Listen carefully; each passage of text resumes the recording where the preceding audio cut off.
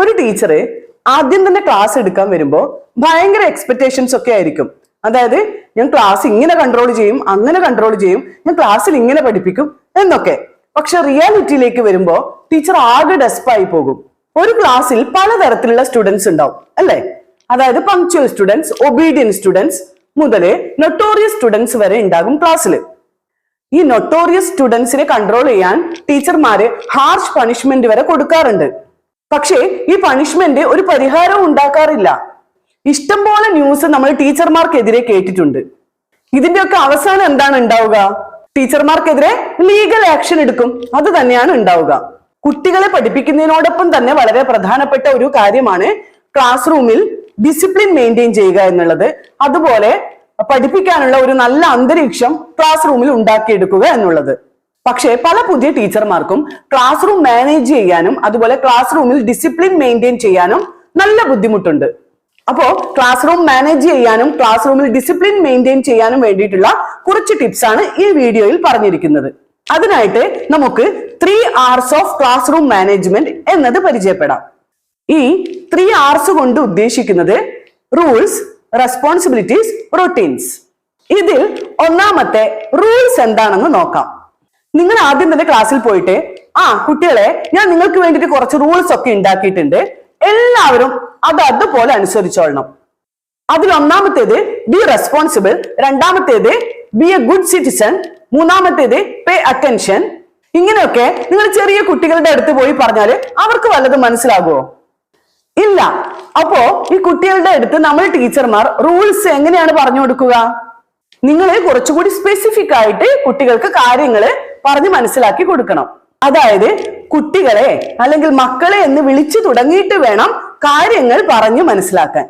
അതായത് കുട്ടികളെ, നിങ്ങൾ സ്കൂളിൽ വരുമ്പോൾ നിങ്ങളുടെ പെൻസിലും ബുക്കും ഒക്കെ മറക്കാതെ എല്ലാ ദിവസവും കൊണ്ടുവരണം. ക്ലാസ്സിൽ ഓരോ ടീച്ചറും വരുന്നതിന് മുമ്പ് ആ സബ്ജക്റ്റിന്റെ ടെക്സ്റ്റ് ബുക്കും നോട്ട് ബുക്കും ഒക്കെ എടുത്ത് മുന്നിൽ വെച്ച് നല്ല കുട്ടികളായി ഇരുന്ന് റെഡി ആവണം. ഇനി ക്ലാസ്സിൽ ടീച്ചർ ക്വസ്റ്റ്യൻ ചോദിക്കുമ്പോഴോ എല്ലാവരും ഒരുമിച്ച് ഉത്തരം പറയാൻ പാടുണ്ടോ? പാടില്ല അല്ലെ? അറിയുന്ന കുട്ടികളെ കൈ പൊക്കി കാണിക്കുക.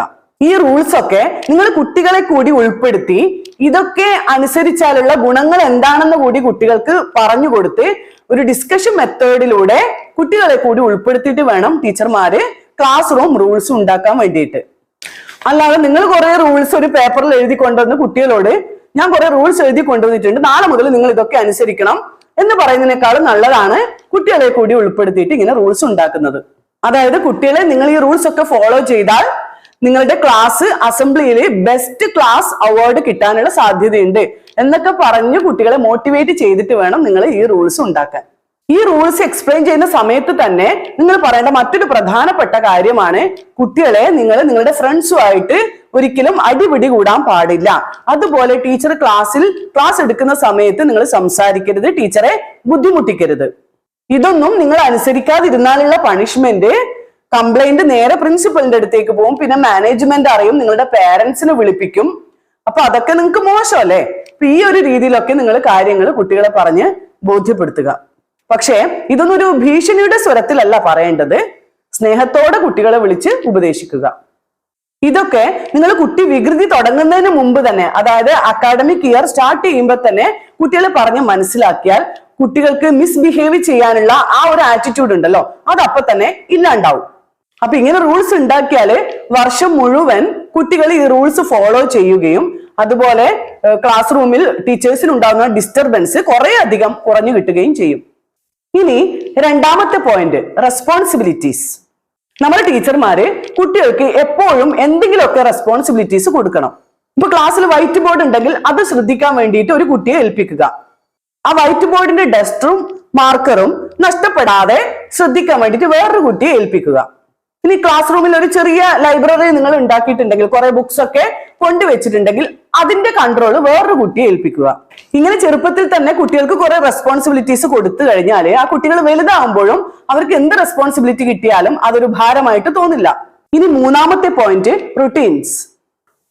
അതിലൊന്നാമത്തേത് എൻറ്റർ ആൻഡ് ലീവ്.